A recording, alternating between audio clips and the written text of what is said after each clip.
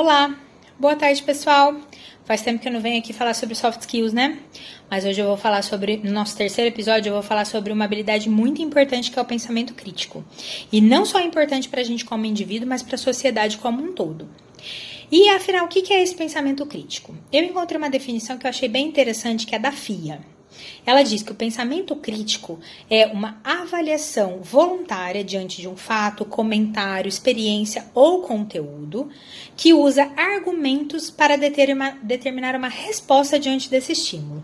Ou seja, o pensar de modo crítico envolve uma observação inicial, seguida por um julgamento diante de um cenário ao qual se depara. Deve ressaltar que esse julgamento não deve ser de forma automática ou de maneira impulsiva. Ele procura referências, motivos, argumentos para sustentar essa resposta adotada. O pensamento crítico, como eu falei, é fundamental na formação de cidadãos mais conscientes, porque ele oferece um suporte para uma tomada de decisão mais equilibrada, mais assertiva, e é por isso também que ele tem sido cada vez mais desejável, especialmente na esfera profissional.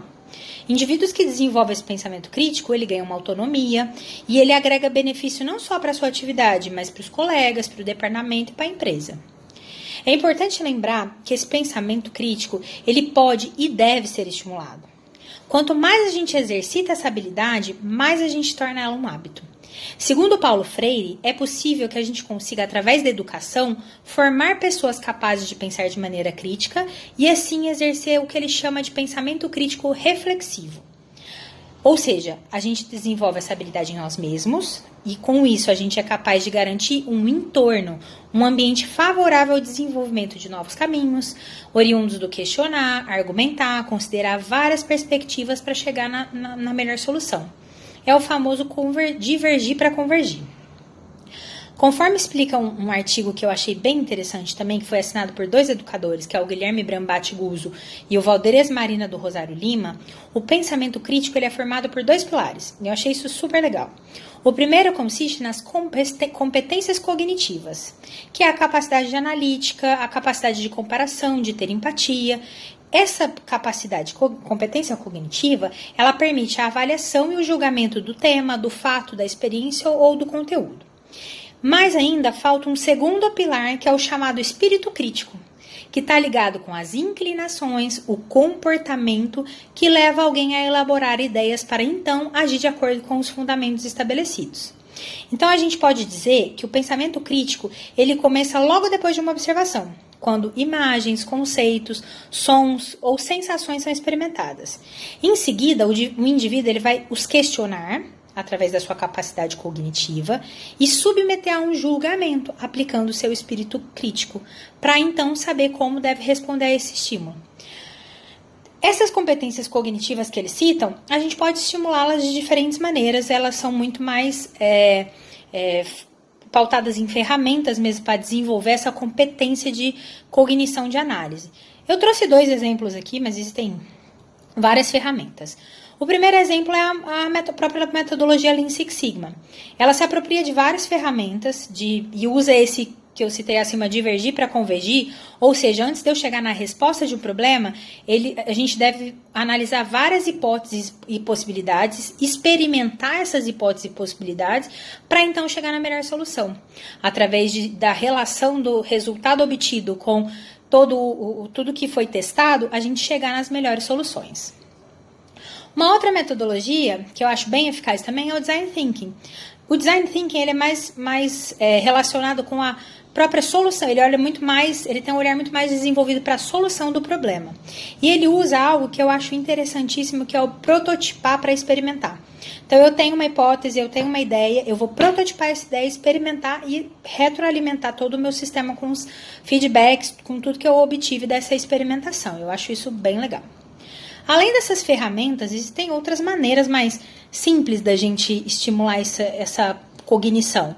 Pode ser através de um sudoku, de uma palavra cruzada, os próprios joguinhos de lógica que a gente, enfim, vê vários por aí. Tudo isso acaba exercitando essa capacidade cognitiva.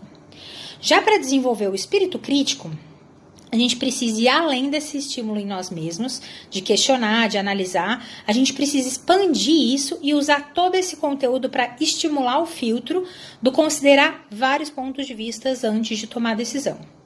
Ou seja, só ter hábito de habilidade analítica e saber da existência das ferramentas e da importância desse divergir para convergir não é suficiente para a gente desenhar uma estratégia e de agir de acordo com o pensamento crítico.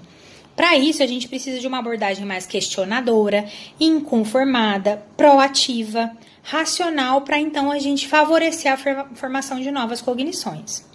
O hábito de priorizar perguntas, mesmo que a gente ainda não saiba as respostas dela, é uma característica também bem marcante de uma pessoa com pensamento crítico. Esse comportamento, ele na verdade, nasce de uma perspectiva que tudo está em constante mudança, tudo está em construção, sempre tem coisas novas para a gente aprender. Além disso, o inconformismo é um outro tópico que faz a gente agir de forma a estimular esse pensamento crítico, porque ele analisa criticamente várias vezes se é útil, se é necessário, e ele considera a gente poder mudar o ponto de vista, que eu acho que isso é fundamental para quem quer ter um pensamento crítico. Só vale lembrar que o hábito só de questionar, de ser inconformado, de uma forma vazia, sem um propósito real ou uma resposta a ser buscada, isso não é pensamento crítico. Ele pode, inclusive, criar um ambiente desfavorável, negativo, chato, enfim. Então, tem que ter um objetivo por trás, um embasamento, uma argumentação para isso ser pensamento crítico. Para desenvolver essa habilidade de pensamento crítico, portanto, só fazendo um resumo, além de investir no desenvolvimento cognitivo, de poder analítico, a minha dica é tornar um hábito perguntar de forma assertiva os porquês, até você obter uma justificativa robusta para soluções que você está buscando no dia a dia. Não precisa ser uma solução super ultra que você está procurando, é no dia a dia mesmo. Estimulando isso, estando disposto a criar esse pensamento inovador, a gente consegue estimular esse pensamento crítico. Bom, essas eram as dicas que eu tinha dado para dar para vocês. Espero que tenham gostado. Até a próxima!